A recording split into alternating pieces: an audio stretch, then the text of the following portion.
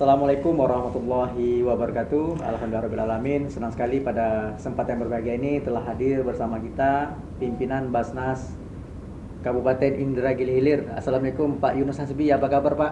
Waalaikumsalam warahmatullahi wabarakatuh. Sehat, Kabar Pak? baik, Ya. alhamdulillah sehat Pak Ya, Idris. Ketua Basnas Kabupaten Indragiri Hilir Pak ya. Siap. Pak, di awal boleh cerita Pak bagaimana perjalanan Basnas di Kabupaten Indragiri Hilir Pak? Ya.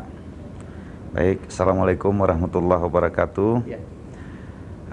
Saya ingin sampaikan perjalanan Basnas Kabupaten Indragiri Hilir. Tentu ada versi suka duka ya Pak Idris. Ya. Suka dan duka ya. Versi suka dan Cerita duka. dulu ya. Kami itu diberikan amanah memimpin Basnas di Kabupaten Indragiri Hilir itu tepatnya pada tahun 2017. 2017 Pak ya. Ya, 2017. Mulainya pada tanggal 14 April tahun 2017. Dan itu adalah pertama penyesuaian dari aturan-aturan sebelumnya menjadi Basnas. Kalau tidak salah ingat saya, kita itu adalah orang kedua terakhir penyesuaiannya untuk Riau kalau Riau, tidak siap. salah saya ketika itu. Nah, artinya secara usia tentu relatif masih muda ya, relatif masih muda. Bekerja di bawah satu undang-undang, berikut PP, berikut berbagai aturan teknis lainnya yang memayungi kita kerja. Sebagai sebuah lembaga besar saya kira itu cukup mudah. Namun demikian tetap saja kita terbantu dengan sebelum penyesuaiannya dengan Basnas, tapi sebelumnya lembaganya sama, tapi mungkin penamaannya berbeda, ruang lingkup berbeda, sisi-sisi aturan lain yang berbeda. Tapi setidaknya itu menjadi cikal bakal lah. Cikal bakal kita mengembangkan atau bekerja untuk Basnas sebagaimana mestinya. Ya. Nah, pada persoalan pertama tentunya penyesuaian program. Penyesuaian program. Dari sebelum Basnas, terserahlah namanya apakah Basda atau Basda namanya ya, ke Basnas. Nah, Basnas ini kan kebetulan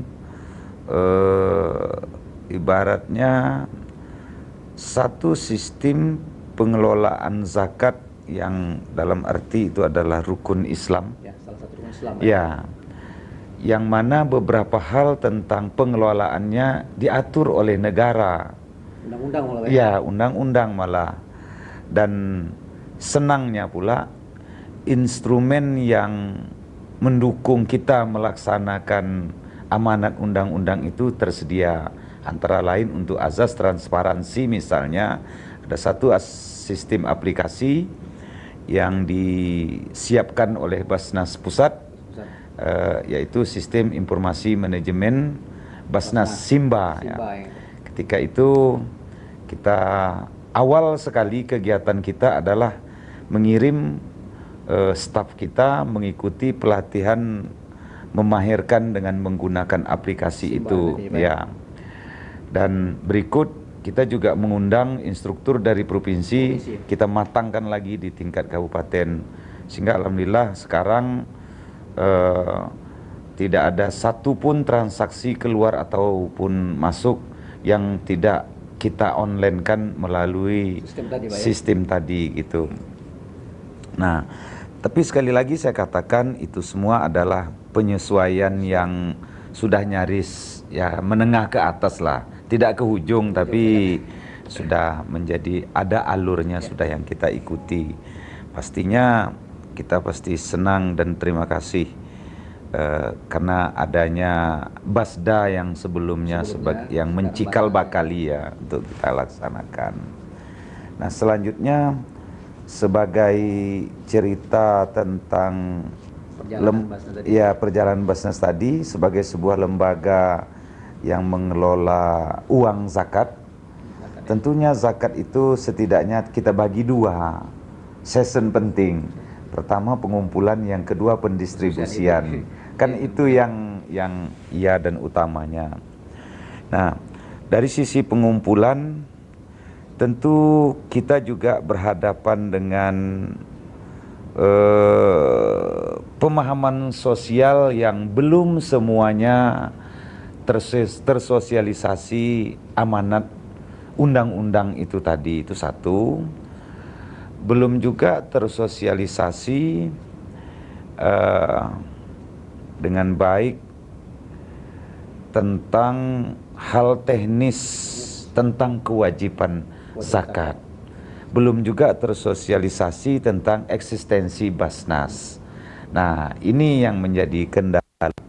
Di dalam, sedangkan faktor lain di dalam diri seseorang itu, bila kita pasti maklum, bila sesuatu yang berupa perintah ilahiyah, tentu ada unsur lain yang untuk mengajak jangan melaksanakan perintah ilahiyah itu tadi gitu. Apalagi ini sesuatu yang bersifat pengeluaran. Nah, pengeluaran gitu ya. Kewajiban bersifat pengeluaran. Beda kalau dengan kewajiban saya kira ya tentu lebih enjoy. Apalagi ya, ini betul kata Pak tadi, uang yang serba-serbi dibutuhkan. Jadi terbatasnya sosialisasi ini saya kira satu kendala yang kita hadapi untuk memaksimalkan di bidang pendayagunaan pengumpulan. Nah, apa langkah yang kita ambil? Kita mengangkat para dai yang ada, dai motivator, kita jadikan dai motivator. Ya, dari Basnas. Kita tetapkan para dai itu satu asnaf fisabilillah, setelah kita koordinasikan, dan mereka mendapatkan hak zakat karena ada tugasnya. Nah, hak itu karena ada tugasnya yang dibebankan, yaitu agar menyampaikan tentang kewajiban membayar zakat, berikut nisab dan haul, berikut tempat membayar zakat atau amil tempat menunaikan zakat itu tadi gitu. Berarti sudah termasuk perpanjang tangan di Basnas. Boleh dibilang seperti itu gitu, boleh dibilang seperti itu karena memperluas daya jangkau bidang satu gitu. Karena apalah artinya sebuah Basnas tanpa diawali dengan pengumpulan, maka sia-sialah program lain yang dibuat. Karena dari pengumpulan itulah adanya program-program untuk pendistribusian gitu. Baik, Pak, kalau melihat potensi zakat di Inhil gimana, Pak? Oh, tentu. Saya kira mirip, Pak, di seluruh kabupaten lain kalau soal potensi. Artinya potensi yang paling pertama yang terkurung dengan adanya regulasi gitu ya. Misalnya dari PNS. Sebenarnya kita ini kan tahu gitu. Tahu pendapatan penghasilan yang terkena cukup nisab dan haul, lalu sudah bayar atau zakat atau belum, kita ini tahu. Bahkan negara hari ini kan tahu kan, melalui sistem Simba itu sebenarnya negara ini tahu. Cuman entah kenapa belum disanksi, belum, itu bukanlah urusan kita, itu satu. Nah, belum lagi secara masyarakat luas, para agnia, tentu banyak sekali yang potensinya itu sudah cukup bahkan melewati ukuran nisab dan haul. Hanya saja belum terkelola dengan baik. Apakah kita menganggap sosialisasi kita saja yang belum? Sehingga kita sebagai lembaga resmi yang impak dan sedekah dan sumbangan keagamaan lainnya yang dalam arti terukur pelaksanaannya, terukur penggunaannya, kita belum banyak menerima itu gitu. Tapi ya bukan salah siapa-siapa, tapi tentunya adalah salah kita saja gitu, sosialisasi yang kurang maksimal gitu. Terkait tadi masalah potensi, mungkin apa program unggulan dari Basnas Kabupaten Inhil Pak untuk meyakinkan masyarakat? Nah, itu salah satu menarik potensi untuk berzakat. Program unggulannya mungkin di pendistribusian atau pendaya gunaan. Ya, pendistribusian ya. Ya, boleh pendistribusian atau pendaya gunaan. Kita setelah memantapkan di bidang pengumpulan tadi melalui perpanjangan tangan kita di bidang dakwah atas dai motivator, bahkan sekarang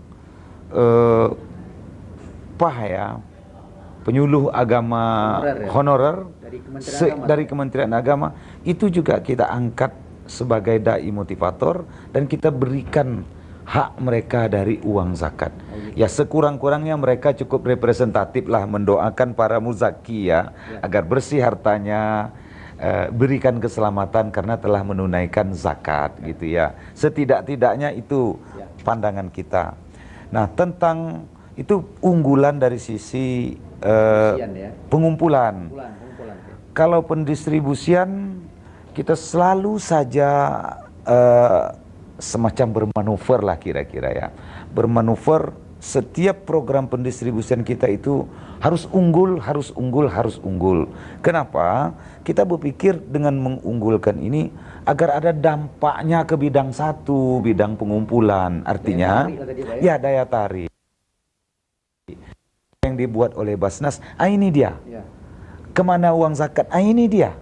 Kalau secara regulasi kan kita ini diaudit dan lain-lain sebagainya begitu ya. Apa barangnya ya?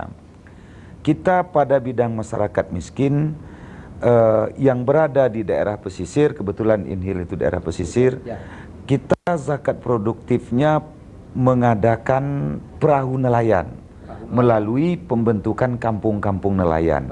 Ini alhamdulillah sudah 70 unit, Bapak. Luar biasa, Pak ya? Ya, 70 unit perahu nelayan bermesin kita salurkan di Kabupaten Indragiri Hilir. Artinya mengapa? Agar kemiskinan itu ada upaya kita mengentaskannya, dan alhamdulillah kemarin setelah kita ukur melalui indeks zakat nasional, kan ada instrumennya itu, kaji dampak. Iya, kaji dampak. Alhamdulillah pendapatan per kapitanya naik. Yang sebelumnya belum mencapai angka 4 juta, sekarang sudah mendapat di angka 4 jutaan gitu. Tapi belum sampai target Basnas. Ya, belum sampai. Kemarin kalau salah satu contoh itu di Sapat, kita tinggal mengadakan bahan untuk mengawetkan alat tangkap mereka supaya mereka bisa lebih lama bernelayan, bisa lebih dari 4 jam. Itu kalau itu tercapai, saya kira mereka sudah bisa mencapai target Basnas, artinya sudah menjadi muzaki. Dan ini semua sudah kita siapkan rumahnya, sudah kita siapkan mesin untuk esnya dan segala macam. Tentu hal-hal lain terkendala selama musim ini gitu. Itu satu di bidang nelayan. Kemudian pada sisi lain kita juga membina ya Pak, membina orang-orang yang belum diberi kekuatan ekonomi yang baik tapi pengen berusaha, pengen mendapatkan hidup layak, pengen mendapatkan kelebihan rezeki dan pengen diatur. Nah, itu yang paling penting. Bukan cerita pengen bantuan, pengen stimulasi, tapi sekaligus juga bersedia untuk diatur, diarahkan, dibina. Nah, ini unggulan kita Pak. Artinya kita sedikit, bahkan mungkin per 1 atau 2 orang saja, tapi pembinaannya yang kita kedepankan. Karena kita yakin dan percaya sudah banyak deh pemerintah berikan bantuan. Cuman pendampingan penguatan SDM-nya ini yang kita siapkan. Kemarin di perahu nelayan besar itu sekian mustahik per 1 unit itu. Berapa mustahik Pak? Itu berapa kemarin itu? Saya tak pasti juga.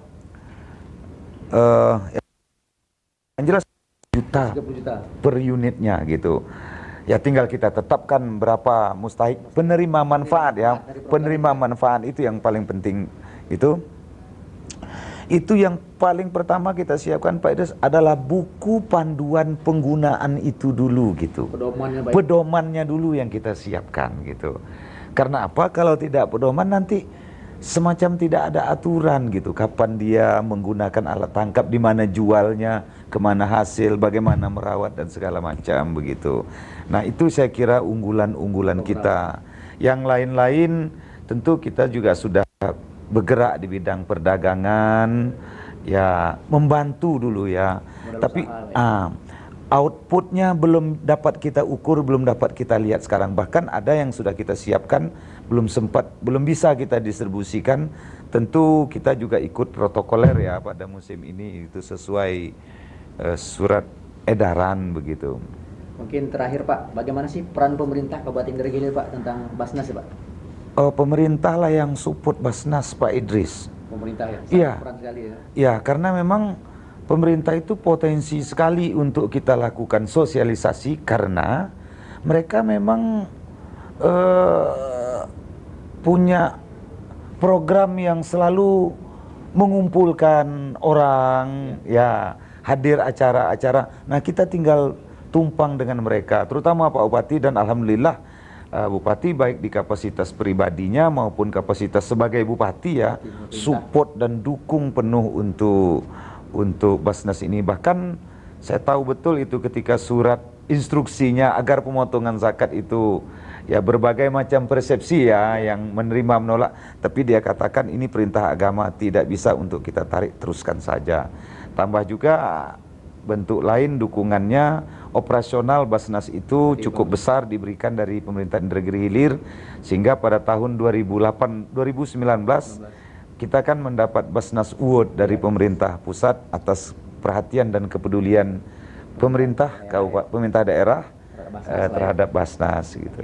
Terima kasih Pak Yunus. Kesempatan, mungkin lain kesempatan kita akan lanjut. Siap. Baik pemirsa dimanapun Anda berada, demikian bincang-bincang kita dengan Ketua Basnas Kabupaten Indragiri Hilir, Bapak Yunus Hasbi. Terima kasih Pak. Wassalamualaikum warahmatullahi wabarakatuh.